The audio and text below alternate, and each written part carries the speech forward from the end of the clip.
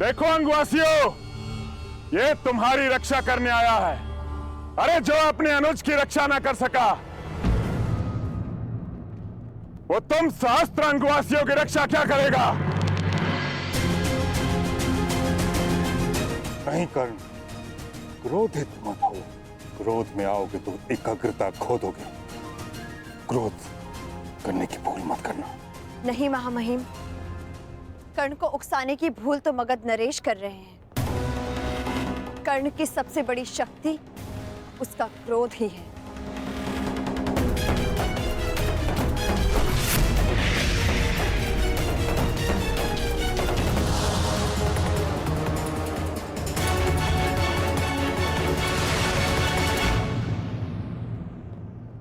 क्रोध, अशांति, पीड़ा ध्यान केंद्र में सबसे बड़ी बाधा है। अपने क्रोध को, अपनी अशांति को, अपनी पीड़ा को शस्त्र बनाकर इसका उपयोग करो कर्ण, उपयोग करो।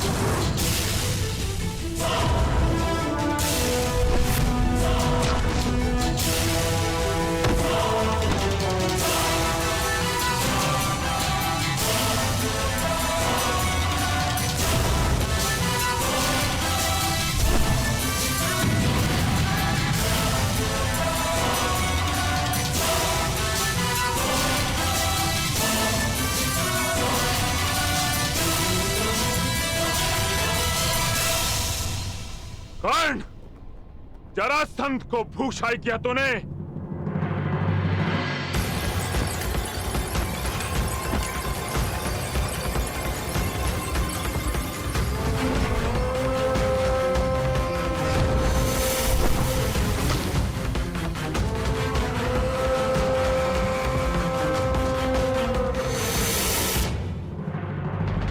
बस इतना ही बल है तुम्हारे बाणों में कर्ण।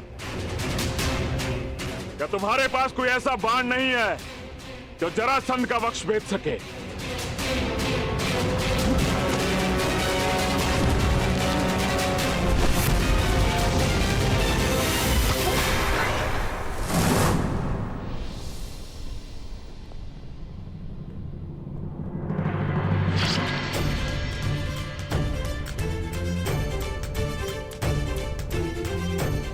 परिचय मिल गया मगध नरेश, उस बाण का जो तुम्हारी छाती भेद सकता है,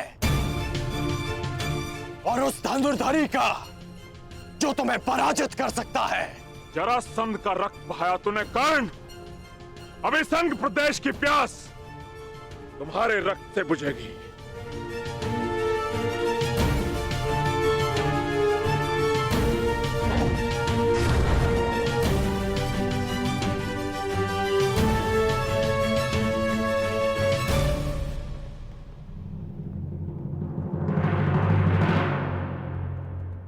आपकी इच्छा आज अधूरी रह जाएगी मगध नरेश।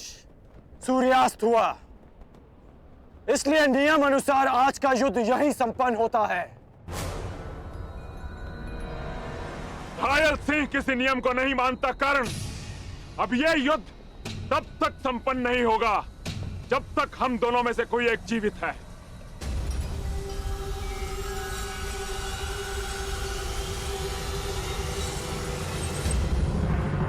अब बाहुबल का परिचय दो कर्ण।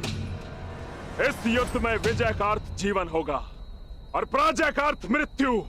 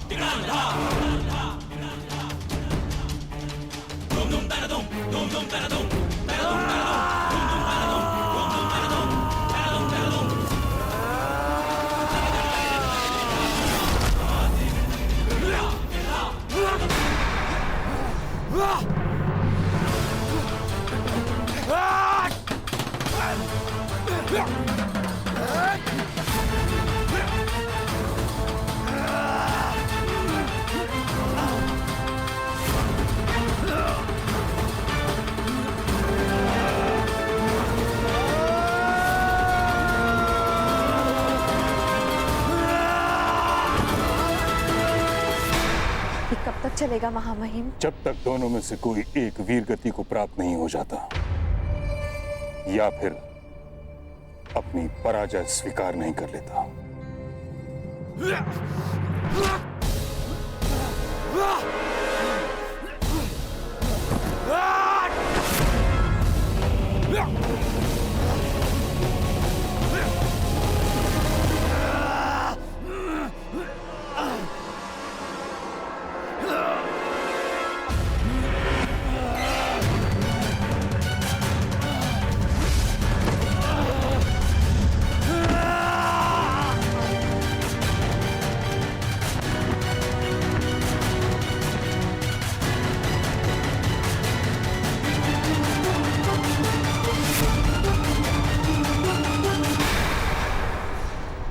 क्या हुआ अंगराज? हो गया तुम्हारे बल का अंत? नहीं मगधराज, अभी तो प्रारंभ हुआ है।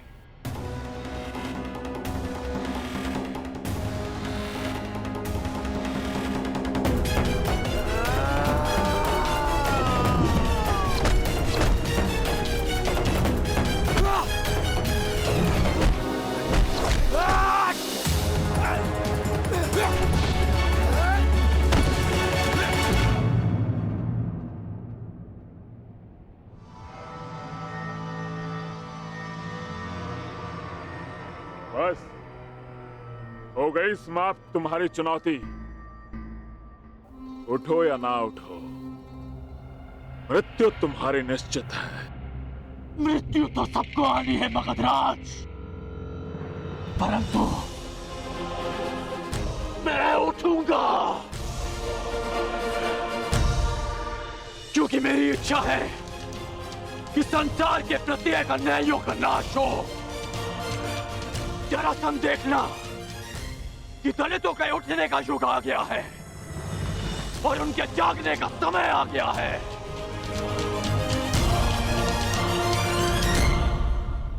सूर्य की किरणें प्रस्तुत हैं और राधेकरण भी। आगे बढ़ो।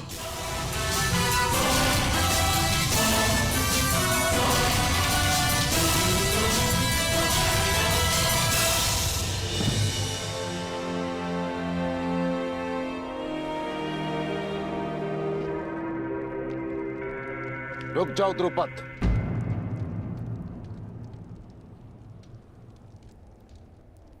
कहां जा रहे हो? अभी भी हमारे बीच बहुत कुछ शेष है। पांचाल पर तो विजय प्राप्त कर चुके हो द्रोण, अब क्या शेष है?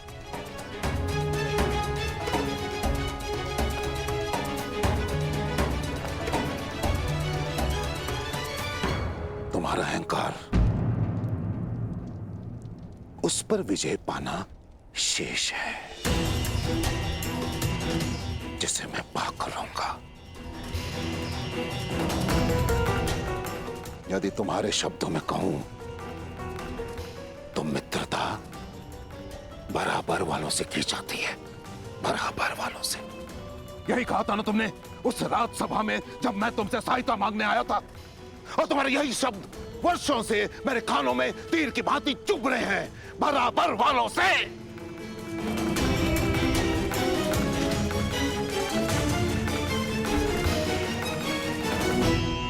तो समय का चक्र देखो, आज तुम कहां और मैं कहां।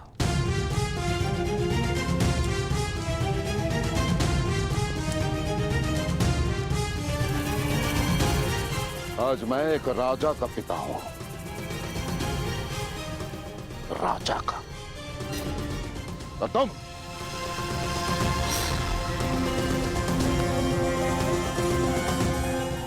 कुछ भी नहीं द्रुपद।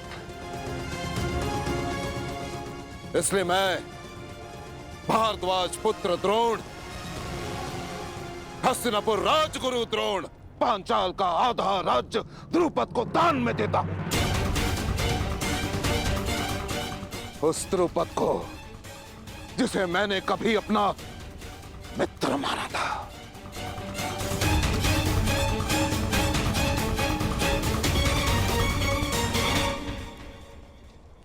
तुम राजा बनकर सब कुछ भूल गए द्रुपद, हमारी मित्रता, हमारे वचन, परंतु इस द्रोण को वो सारे वचन स्मरण है।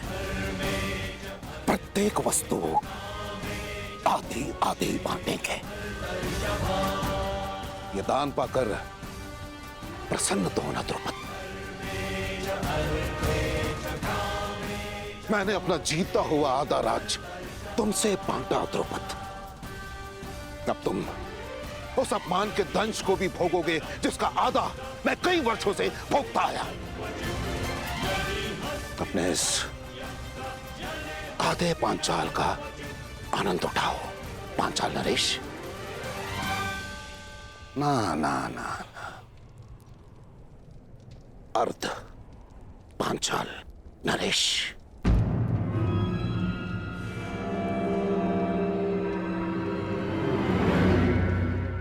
बोलो हस्तिनापुर की, हस्तिनापुर की, हस्तिनापुर की, हस्तिनापुर की, हस्तिनापुर की। तुम्हारे मुख से ध्वनि क्यों नहीं निकल रही अर्ध पांचाल नरेश? याद है ना तुम्हें, जिससे दान प्राप्त होता है उसकी जय की जाती है। याद है ना?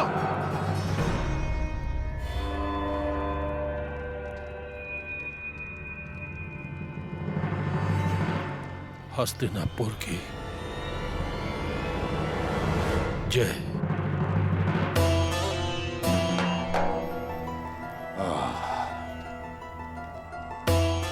उत्तम, अति उत्तम।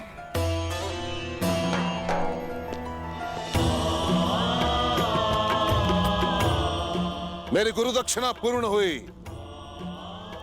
गर्व है मुझे तुम पर। ये द्रौपद,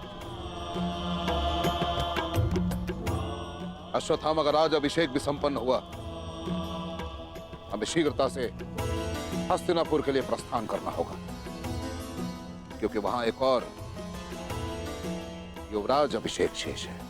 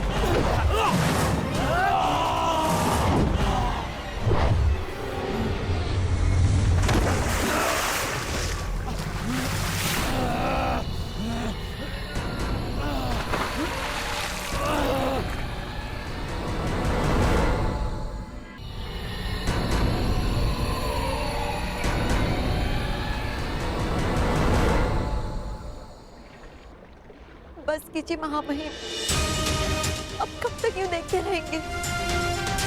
देखिए महामहिम कर्ण किस तरह लहूलुहान है।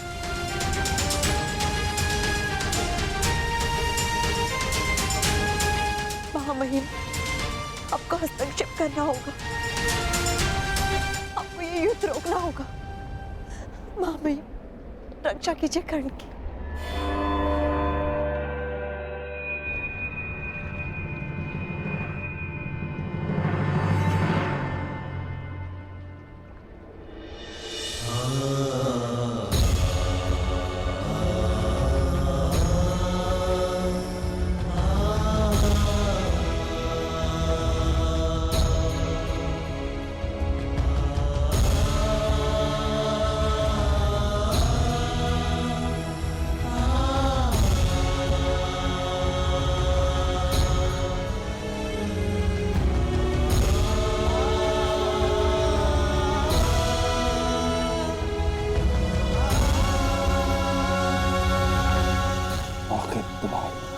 क्या है कारण? मारो अग्रराज, प्रहार करो, मेरे लिए प्रहार करो, मेरे लिए प्रहार करो अग्रराज, मेरे लिए। अंगराज, तुमने मेरे पुत्र की हत्या के प्रतिकार का वचन दिया है। उठो, प्रहार करो, मेरे पुत्र के लिए उठो। प्रहार करो करो कर्ण, अंक के लिए प्रहार करो।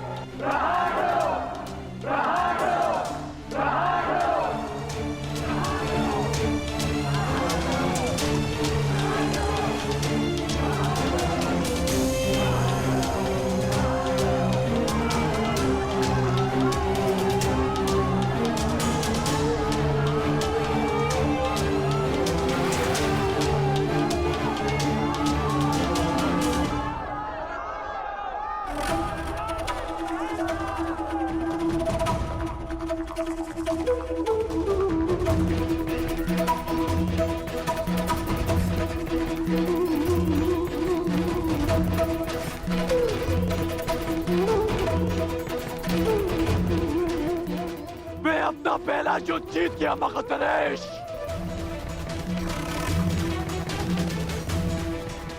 क्योंकि मेरी प्रजा अपने भेद से विजय हुई। अब तुम्हारी बारी है। जब कभी भी पराजय सामने खड़ी हो तो स्मरण रखना कि तुम्हें स्वयं के लिए नहीं, अपनी माता के लिए विजय करनी है, अपने कुल के उत्थान के लिए जीतना है, समाज के परिवर्तन के लिए जीतना है।